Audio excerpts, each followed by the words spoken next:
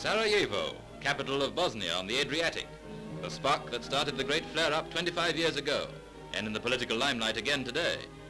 But to look at the place, you'd think that conflict was as foreign to the minds of the natives as spinach is to a cannibal. The Turkish bazaar has always been famed for its beaten copper and brasswork and its weather-beaten craftsmen, and it's still being carried on as it has been for centuries. The fashioning of metal basins, urns and jugs has the deft ancestral touch, and on the surface all is peace and pots. And even in Sarajevo, the customer's always right. The bazaar is a labyrinth of dark lanes lined with booths, so dark that the native tailor sometimes loses a needle.